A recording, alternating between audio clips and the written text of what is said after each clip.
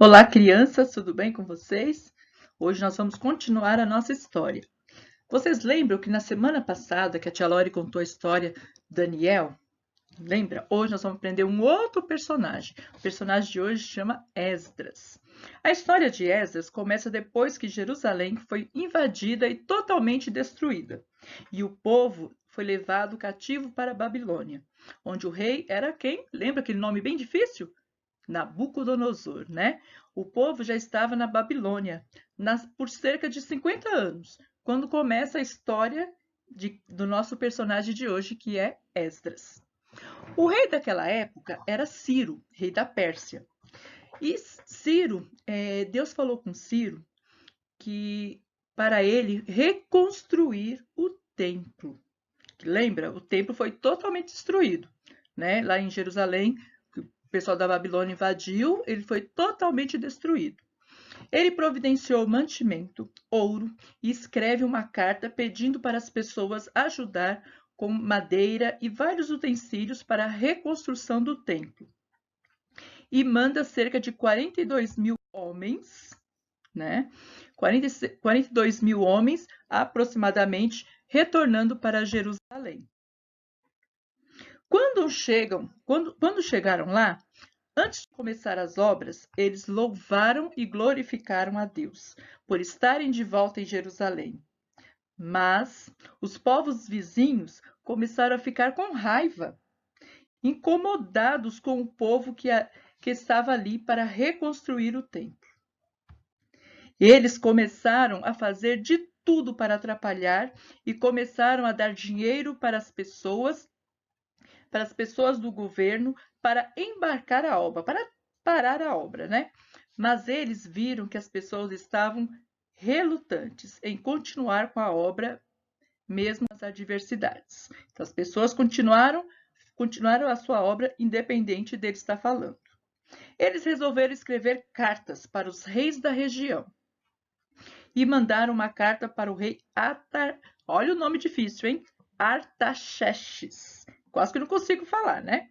Dizendo: ó rei, o povo que mandaram para cá está construindo a cidade. Fique sabendo, dá uma olhada no histórico da cidade, que esse povo é o povo rebelde, que se eles reconstruir a cidade, não vão querer pagar imposto, vão dar muito prejuízo para o Senhor. Mas como nós somos os teus servidores, não queremos que o Senhor seja prejudicado. Deram a de bonzinho, né? Mas na verdade não era nada bonzinho.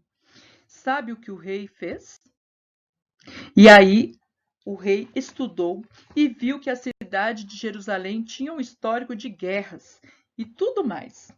Mandou parar a obra. Colocou os guardas lá e pararam a obra. Para o povo daquela região foi uma grande festa, foi uma alegria.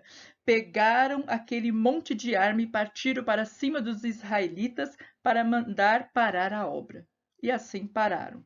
E a obra foi parada por alguns anos. Depois desse tempo, o profeta Ageu e Zacarias começaram a falar e profetizar acerca da reconstrução do templo. Então, Zorobabel e Jesua resolveram retomar a obra por conta própria.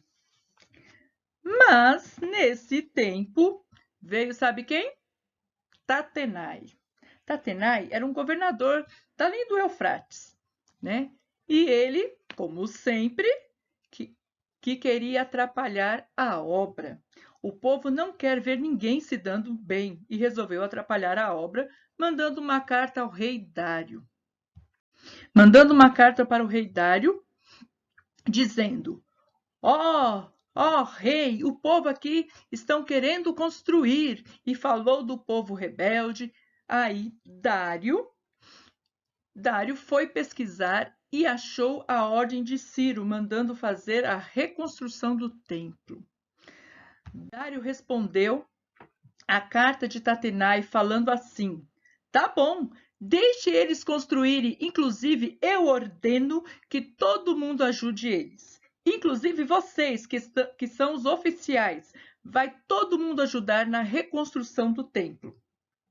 Dá para eles tudo o que precisarem, por dia, como ouro, mantimento, seja o que for, materiais para a construção de tudo para eles trabalharem. E quem me desobedecer vai morrer. Então, terminaram a obra do templo e fizeram a primeira festa para comemorar a Páscoa. Comemoraram de novo após o exílio babilônico. Imagina, a primeira Páscoa depois de tanto tempo. Então, Esdras, que estava lá na Babilônia, né? Que era sacerdote e mestre da lei. O que isso significa?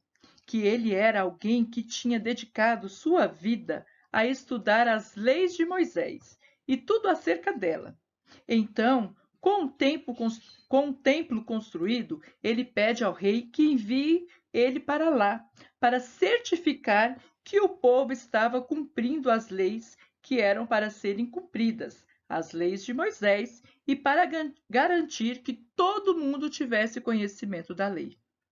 O rei autorizou a Esdras que fosse lá e mandou uma carta falando que teria o que precisasse com os outros povos para ter uma passagem tranquila. O rei também falou para levar outras pessoas que quisesse. Então Esdras volta com 1.500 homens, sem contar as mulheres e crianças que naquela época não eram contadas. Esdras louva a Deus e manda buscar os levitas e sacerdotes para irem com ele e recomeçar o culto no templo do Senhor. Então, Esdras vai lá e louva ao Senhor, e adora ao Senhor, e convoca os sacerdotes e levitas para irem com ele também para junto restabelecerem a adoração ao Senhor. Quando chega lá, Esdras fica muito triste e amargurado, porque ele vê que o povo não está cumprindo a ordem de Deus. A lei de Moisés, que foi colocada para ser seguida à risca pelo povo de Israel, que não estava cumprindo a lei, ele fica muito chateado, gente, e faz uma reunião com todo mundo. E lá ele fala da lei, confrontando eles. Esdras pede para cada um deles, pede perdão pelo povo, pelo pecado do povo, e fica muito triste, principalmente porque a lei de Moisés diz que os homens não poderiam casar com mulheres estrangeiras, que não fosse do mesmo povo, porque cada povo tinha sua fé. Cada um acreditava em uma coisa. Os povos ao redor eram idólatras, adoravam outros deuses. E Deus sabia que não poderia haver essa junção de fé para justamente não desviar o pensamento das pessoas. Esdras, então, pede perdão pelo povo. E o povo se arrepende e chora muito.